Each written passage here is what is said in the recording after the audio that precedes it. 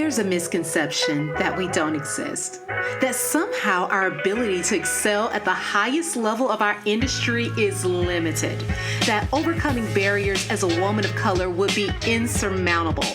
But what would happen if we decided to venture out on our own despite everything we're up against? I'll tell you. Welcome to the Black Girls Consult 2 podcast. I'm your host, Dr. Angelina Davis, a healthcare consultant, consulting coach, high performance fanatic, wife, and proud girl mom. I help transform female professionals into thriving solo consultants. And just like you, I'm wearing all the hats and doing all the things. So this podcast is to empower the busy female professional to move past fear to start and grow a successful consulting business, despite the obstacles you may encounter. We'll dive deep into consulting practice, business strategy, mindset, and more. So grab your cup of coffee or tea if that's your thing, and let's get started.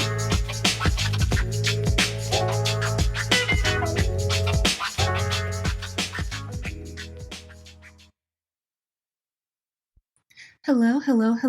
Welcome to the Black Girls Consult 2 podcast. I am your host, Dr. Angelina Davis. And today I am happy, first of all, just to get back here on the mic and recording a podcast again. I hope you enjoyed the last episode, which really talked about value-based pricing. It was something that I pulled out of the vault because I love that episode because it dives a lot deeper into why value-based pricing is so important. It's something that I always encourage clients to do. I hope that you enjoyed that episode, but I always like when I'm able to bring something that's new and something that's fresh. And I had something completely planned out for this episode, especially because I worked on it when we were traveling and taking my daughter to college, which I just did. So I am a little bit emotional right now because I miss her being in the house and really enjoying her presence. So that's something that's new in my life. But saying all that to say, I worked on this long episode and I was really excited about recording it. But more recently, I have really been feeling the need to talk about something a little bit different. So I'm going to switch gears today. And I want to have this conversation about some of the expectations that you can have in business, some things that come up in your journey as you are building your consulting business, things that we may think and, even do that we see as being abnormal or something that we are only struggling with. And I want to just give you a little bit of reassurance that number one, many of these things are normal. And then two, that you're not the only one, that we all have these moments where we, may not necessarily feel that we are at our best point in terms of mindset or maybe even quality of work and other things. So I wanted to have this conversation because I think that especially as consultants, we're used to keeping a lot locked in. I think it's this whole perception and belief that we need to know everything, right? Because we're considered to be experts in our industry and we're very knowledgeable. You have tons of degrees and certifications and experiences, and everyone looks up to you. And the reality is that we still struggle with some things, many things. We still struggle with a lot of challenges in our business along our journey because we are human and that's part of our growth. And so I wanted to have this conversation because, like I said, this is something that we don't say out loud, but it is definitely something that many of us struggle with and is also something that I've been seeing coming up over and over again with clients as well as even with colleagues that have trusted me with that information during this time. So I want to dive into 3 really common thoughts and beliefs and challenges that many of us have during this period where we're building our business that I hope will be helpful when we are having this talk and kind of I'm trying to shed some light on why you may feel that way and ways to, really overcome this particular obstacle or challenge, because this is the part that makes building a business so difficult. It's not just a matter of being able to carry out a particular strategy or find the right tactic or use the right tool. It is really overcoming so many of the mindset challenges or beliefs that we have that keep us from really fulfilling our purpose, our goals, and our mission. So we're going to dig deeper and do some of that work today, which is a little bit unconventional for another podcast episode on consulting. But I know you have a lot of that information. I plan to give you more of that information as well in terms of strategy and technique. But right now, I want to deal with those things that are definitely much closer to your heart and very much present in terms of your mind and your ability to succeed. I talk a lot about the importance of having a core offer and really focusing on the promise that you're making to the clients that you serve. And one of the reasons why I like to focus heavily on this is because I know that it really limits the scope of the work that you're doing. And there are a lot of advantages to creating a core offer or a signature offer. One of those is that you want to have a promise that you can deliver on, something that's guaranteed and something that is reproducible. However, even when we create those types of offers and those types of services, and we know that what we have stated and what we have promised clients, we can actually deliver on. We know that we've done it before. There's still an aspect of our belief in our mind that we may not be able to do it this time, right? I think this is often when we come to a place where there's some difficulty working with clients. Maybe things aren't moving along as quickly as we had thought. Maybe there's some difficulty when it comes to some aspects of implementation of the strategy that you've laid out. Maybe this arises because the client is not moving forward in taking action the way that you have designed or that the way that you desire. And so because of that, you question and wonder whether or not you have the influence that you need in that moment. The one thing that I want us to really realize is that this does not mean that we can't deliver on our promise. I think that what we have to begin to understand is that what we are promising in terms of our service and our ability in the ability to deliver on that is separate from whether or not the client achieves the outcome. And I know this sounds crazy. I know you're probably thinking, well, if they don't achieve the outcome, you didn't deliver on the promise. That's not always necessarily true. Now, the one thing that I want to stress is that our job is to do all that we can within our ability to ensure that the client achieves the goal. That means that we need to think ahead of time about challenges that they may face. We need to understand and know the obstacles that may arise so that we can help them navigate it and get over it. We need to make sure that the roadmap, the path, the strategy that we have planned is going to take them to their desired outcome. There is a lot that we can do to ensure that that promise is kept. But there's also this aspect whenever you are working collaboratively with someone else that there can be a disconnect or a breakdown on the other side. And before we completely question all of the results that we've got in the past for all the other clients that we work with because we're running into a difficulty in the moment, I want us to step back and really consider whether or not this challenge that we're facing, this questioning of our ability to deliver on our promise right now in this moment, is that due to something that we have not fulfilled, something that we have not carried out, or is this a matter of the client not taking responsibility for their own growth and success and advancement? Because you will run into clients, if you haven't as of yet, you definitely will run into clients that somehow feel that by paying you to consult with them, to do work with them, that somehow that is going to magically lead to an outcome. And because of their barriers that may exist, they may not execute the plan that you've outlined fully. And so therefore, they may not be able to achieve the goal that is promised. Sometimes that does happen. It has definitely happened to me. And if you're in business long enough, it will likely happen to you as well.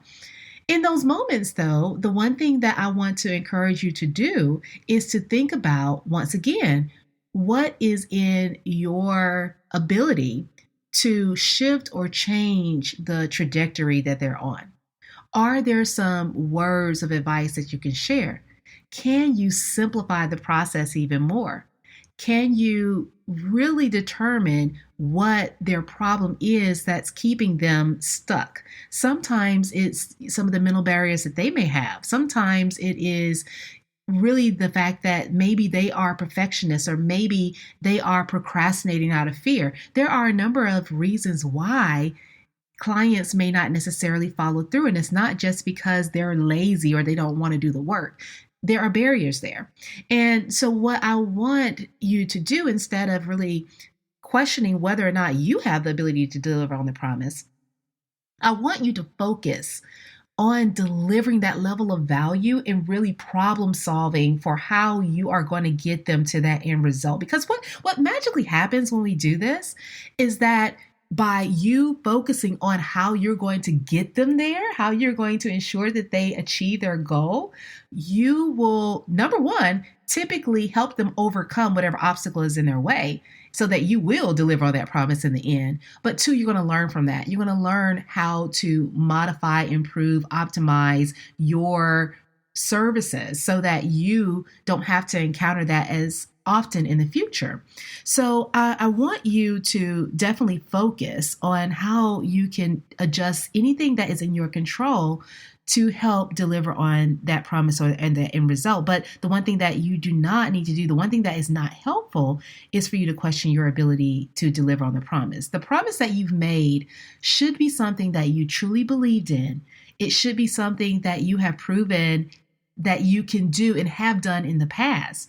And if you have evidence that this has worked over and over again, the problem does not lie in your ability. The problem lies in the fact that you need to have the talent, the mindset, the skill to adapt when those situations arise that are not common.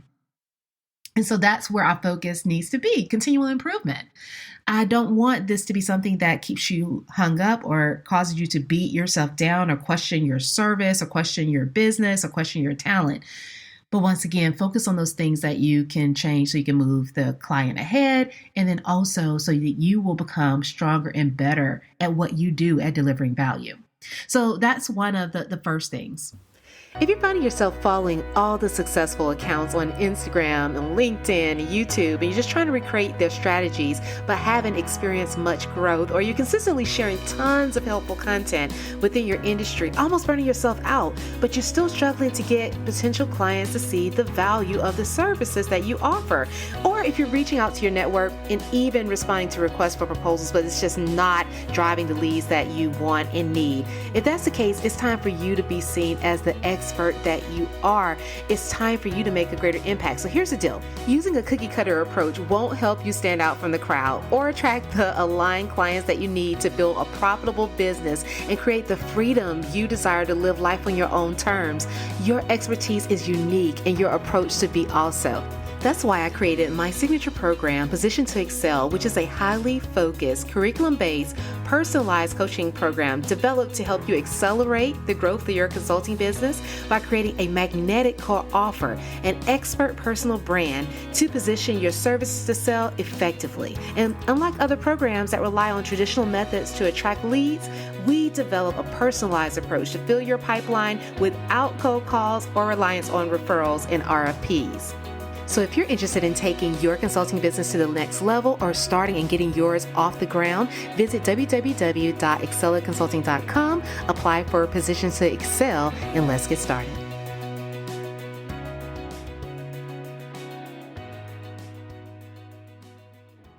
Now, one of the other challenges that many of us face comes about when we are in the midst of what I like to call a feast or famine mode. And so this is something that can be very common in consulting because of the nature of business, especially when you're working as a solo consultant. Oftentimes we go through periods where we may land a lucrative contract. And then while you are working to deliver on that work and working with clients and trying to do all that is needed so that you can meet those expectations, there isn't enough time to market your services and to sell. And so therefore you go through this slump because you are not really filling your pipeline and keeping that business moving while you are doing work.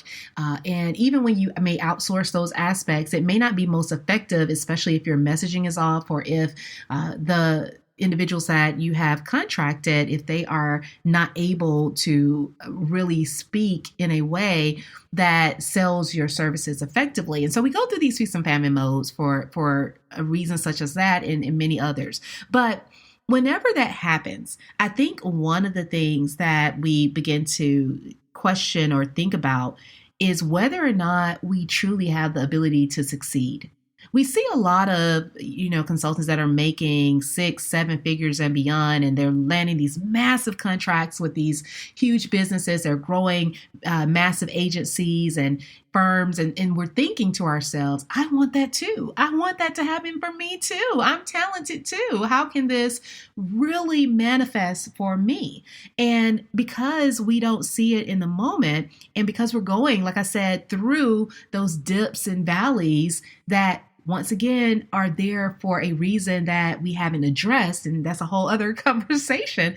But because we're going through those fluctuations, we begin to doubt whether or not we have what it takes. And so what I want to begin to offer you is that part of the reason why some of this arises is because we've been trained all of our lives. If you've been in education, if you have worked in a corporate setting, to conform to standards. We have been trained to conform to standards. We have been trained to fit in with the expectation, fit in as the norm.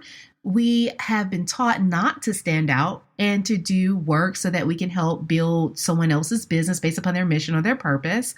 And this mindset of conforming and really fitting in makes it feel very unusual and weird when we need to do those things that help us to stand out so that we can succeed in entrepreneurship. So when it comes to growing our business, what we have to do is begin to think about how we can stand out more, how we can make more aggressive and bolder decisions so that we are protecting our business so that we're able to grow effectively. And so some of the doubt around whether or not we will succeed is because we feel uncomfortable in those places. We feel uncomfortable when we are having those dips in income or revenue because we're thinking, where does more come from? How am I going to attract more business? I'm not getting this right. And we take our mind away from the problem solving aspect because we are thinking that what everyone else is doing is the norm. It's ordinary.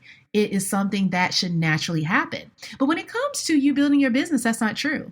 You're going to have to step out of the box. You're going to have to do things differently. You're going to have to think differently about how you are approaching your business.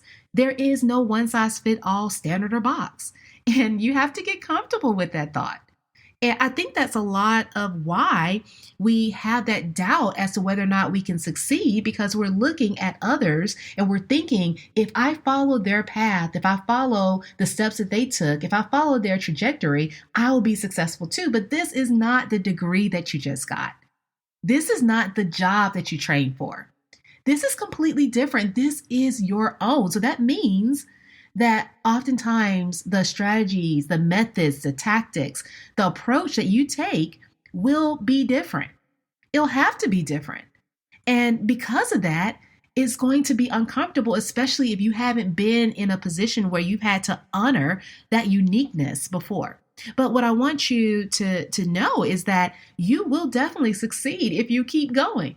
If you focus on navigating the path uniquely for yourself in problem solving and critically thinking through that process, finding the help when you need to find the help, looking for the solution from the best places that you can as you move along, you will get to the point where you will succeed. So it's not a question as to whether or not you will. It is a matter of how. And that is the fun in the journey, is navigating the path so that you can figure out what works for you and what may not. That is where that power lies. So this whole question of doubting your ability to succeed, we're going to put that on the back burner, because we know as long as you keep going, you're going to be successful, because you're going to keep critically thinking, making changes, optimizing, testing, analyzing, and moving forward. The more you do these processes over and over again, the more problems you're going to solve, the more solutions you're going to come up with, and the farther you're going to go. Now, one of the last things that I want to mention is the fact that we often, no matter how much we grow, how much money we make, how far we are able to move in our industry, all of the things that we do that are positive, we're still going to feel at times like an imposter. I know I have definitely felt this way from time to time. And a lot of what makes you feel that way is going back to part of it being questioning your ability. And so we talked about some ways that you can focus on the fact that you will succeed and that you know that you have the ability to deliver on your promise. So some of those things do have some impact on this belief or this feeling of being an imposter. But whenever you are new and whenever you are trying something different, whenever you are going against the grain, then it's going to always make you feel as if there is something wrong because it's different. And the thing is, you're being different doesn't mean that you're an imposter. It doesn't mean that you don't know what you're talking about. It doesn't mean that you aren't talented, that you aren't an expert in your space. What it means is that you are used to doing things that are different, that have helped you succeed, and there is someone else out there just like you looking for a similar solution. And so I want us to erase this belief and feeling of imposter syndrome whenever it may arise, because what it takes is reminding yourself of all that you have accomplished and standing on that. I always tell people that one of the best ways of battling imposter syndrome is really staying in your area of strength. It's recognizing that what you are teaching, sharing, and serving others with is based upon your unique experience. And no one can tell you whether or not that experience is right or wrong. You're speaking from your unique perspective, your reality. And as long as you stay in that space, it's going to be easier for you to speak confidently about what you know, because it is what you have lived. I talk about this a lot, the lived experience. There is power in sharing the lived experience. That experience is something that no one can deny, and definitely is something that does not make you an imposter, because it is true, it is factual, and is something that you're sharing to help someone else along. So I want you to just know that whenever there's change, there's going to be some uncertainty, and this uncertainty can make us question ourselves. But in that moment, when we're starting to get those negative feelings and all of those thoughts kind of flooding into our head, I want you to balance that with fact. So feelings can sometimes be subjective. Feelings are subjective, but you want to balance it with fact. What do the facts show? In your lived experience, the results you made for other people, the things that you have achieved along your way, those are facts. That is the reality. And stand on that. Share that. Be proud of that. Be excited about that. That is the part that is going to help you feel more comfortable when you're walking into a space where you're sharing your thoughts, ideas, and advice with others that you may think are far beyond your level, because what you are offering is something they don't have. It doesn't matter how much they've achieved. They could be billionaires at this point, right? But if they have a gap in their knowledge and experience that requires your help, you are still the expert, because you're the expert in your space. So stand confidently in that. Remember that aspect, and don't allow all these other factors that have absolutely nothing to do with your talent and your skill to make you feel as if you're an imposter. There's so many ways that our mind can play tricks on us, and it's going to be a just constant journey to really think about how we are speaking to ourselves, how we're nurturing ourselves, how we are really paying attention to those things that are influencing our thoughts and reframing that so that we can show up boldly and confidently in our space and win the business that we deserve to have and help the people that we need to help and to serve and that we want to serve. So, as you're thinking through all of these thoughts about doubt, about questioning yourself, imposter syndrome, all those things that commonly come up from time to time along your journey, I want you to remember that you will succeed if you keep going.